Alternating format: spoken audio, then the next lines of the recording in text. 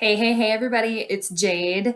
Happy Tuesday. I hope everybody's doing great, having a good start to your week, regardless of the purple cluster that is the Minnesota Vikings. But we're still here, aren't we? We're still here, still watching, still wondering.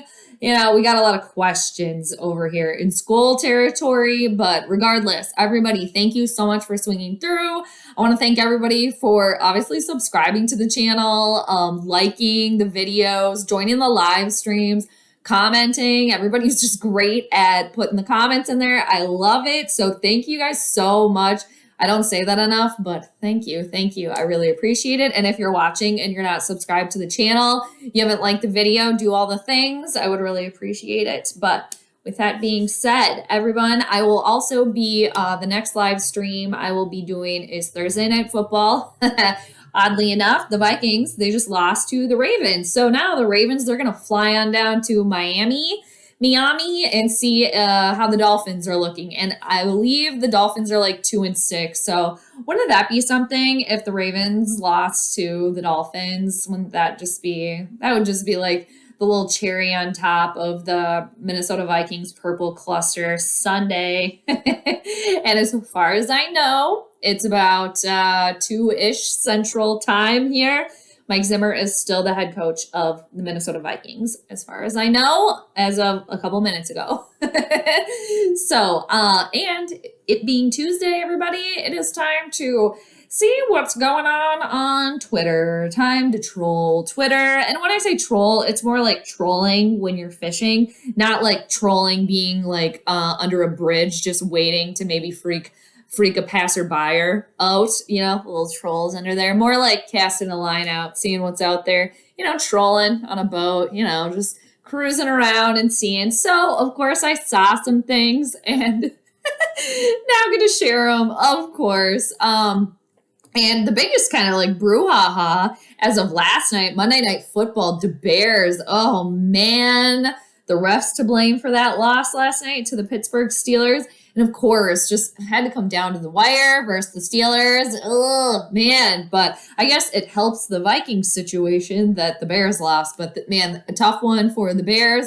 A lot of calls by the refs that were questionable, some that were not called, and then some that were called like, what was going on there? I didn't watch the entire thing, but I did see some clips, and the one where the Bears player like shoved the referee, it wasn't even a shove. It was like he just grazed his shoulder like running by. That one to me was like, whoa, is this scripted? Is the whole thing rigged? That's where my brain goes like when things like that go down, but I digress. That's a rough one for the Bears. Going to touch on that a little bit here with something that I saw on the Twitter sphere. So with that being said, let's dive on in kind of what I saw. So the first thing that I wanted to start out with here, the most like disturbing, I think, of everything from the loss to the Ravens when the Vikings, they're in Loserville again. Lamar Jackson, this is via Garrett Ferguson on Twitter. All right, so Lamar Jackson had more passing yards than Kirk Cousins and more rushing yards than Dalvin Cook. That is just, really? One player makes up for two players, two of your star players, two of your captains on your team, and one, it's all right. One Lamar is better than one Pizza Ranch Boy and one Dalvin Cook. That to me, that's disturbing to say the least. I know Halloween's over. We're not supposed to be like frightened anymore, but we're moving into like, the holiday season now. But that is horrific. That's bad. That's bad. And two, it's just extra frustrating with how close of a margin that was, 34-31. Only 3, but still, those things, they add up. And imagine, moving on. We can imagine all we want, can't we, about that game, but it's done. It's done. The Vikings lost. Losers, yet again.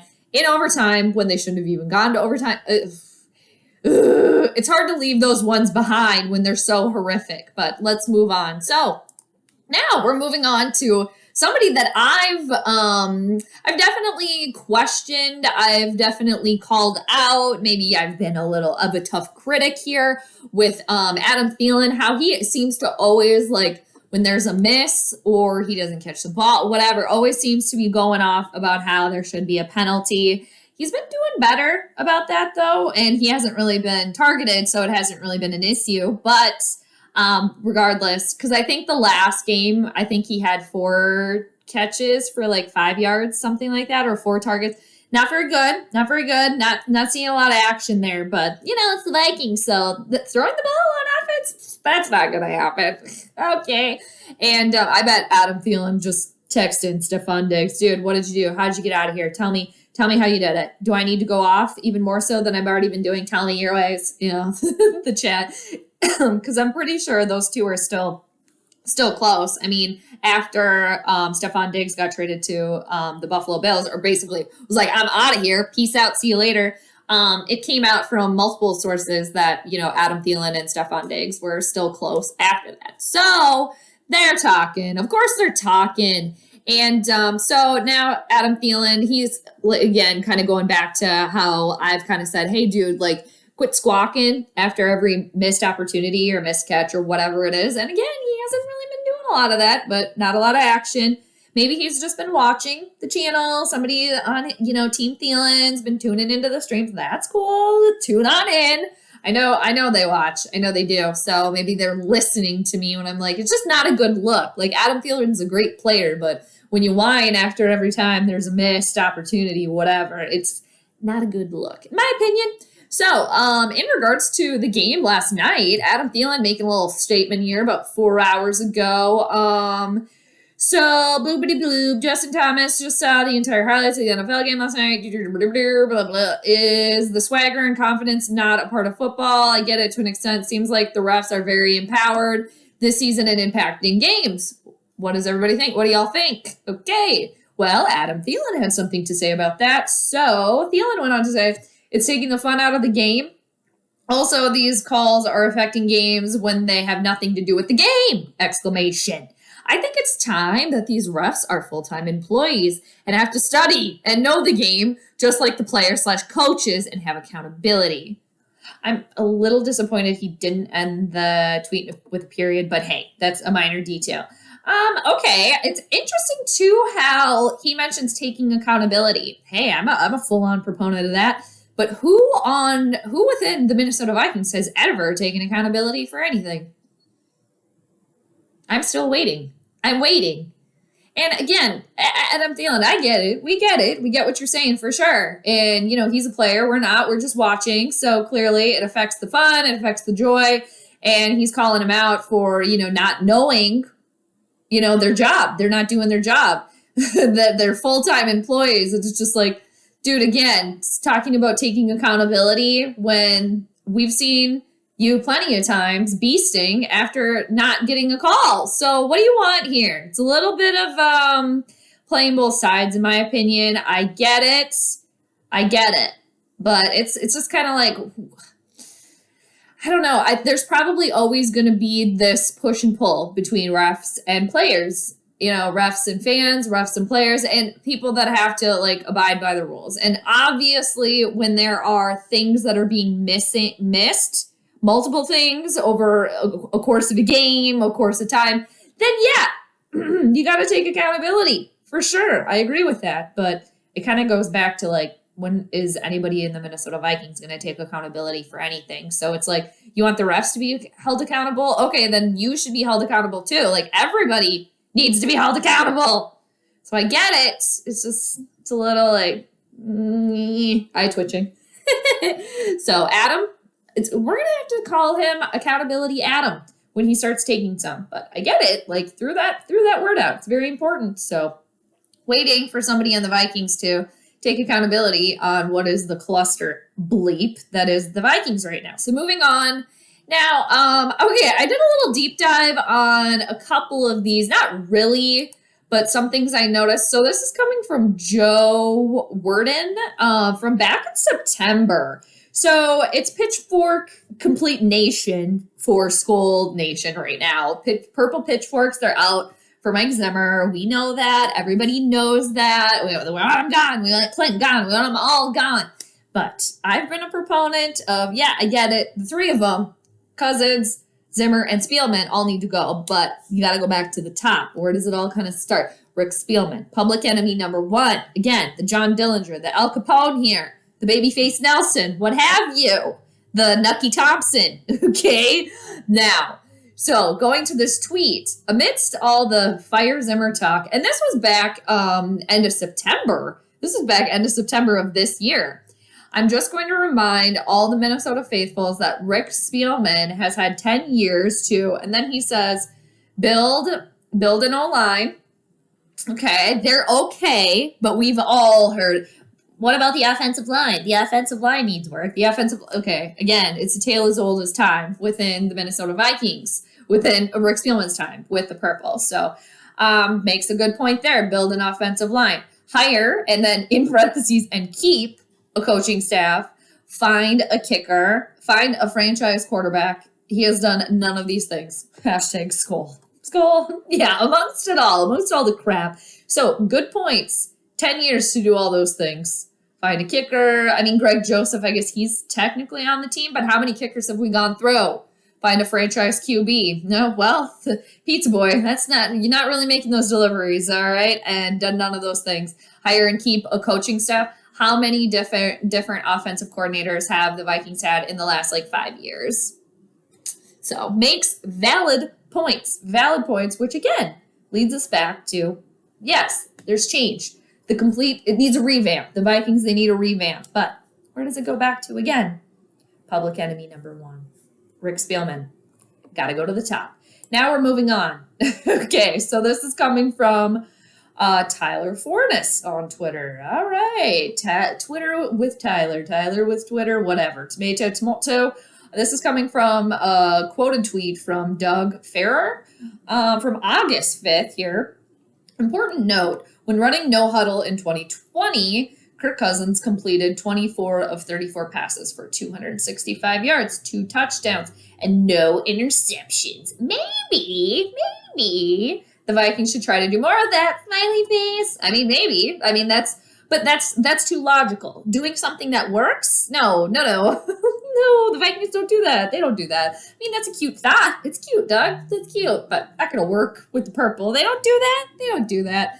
And then so Tyler the quote tweeted 6 hours ago, and now we're in, it's November 9th, about 3 o'clock Central Time. Spoke with Doug on this, and the Vikings have not tried to capitalize on this. Really? Oh, man, shocker there. Vikings fans, really? Are we surprised by that? Okay. Cousins has only had 13 dropbacks in no huddle with 7 completions for 63 yards and no touchdowns. Only Jameis Winston and Tua have fewer dropbacks among starters. With Kubiak's struggles, this could mitigate them. Okay, yeah, that could definitely help. But again, this is logical and practical. Something changing the offense, throwing the ball on the offense? Oh, no, the Vikings, they don't do that. That's not where they think. And again, I know people are probably going to be like, well, that's Mike Zimmer. He's the head coach. Again, I get that. But package deal. Spielman, Zimmer. All right, Clint, in my opinion, Clint, you're just, you get part of the blame, sure. But he should have never even had the job in the first place. Should not have even been there in the first place. Kind of like set up for failure. And it's just like, dude, you better call Daddy-O, get Gary on the line if he's not already doing that. Put your Bluetooth in during the game and make sure you got your dad on the line. If that helps you, whatever it is. Or maybe, who knows? But it's not working. Clearly, none of this is working. And maybe we'll start to see something different with the Chargers when the Vikings go to LA this weekend. But again, that's logical and practical. Throwing the ball because it works. And again, this could go back to Zimmer does not, he doesn't care for offense. We all know that. But he's never liked Kirk Cousins, and he's never trusted him at all. And it's just like when the worst, and this is pretty bad. It's getting pretty bad. And even when you're at the worst of the bottom, you still won't let him do it. You still don't trust him. That's pretty bad.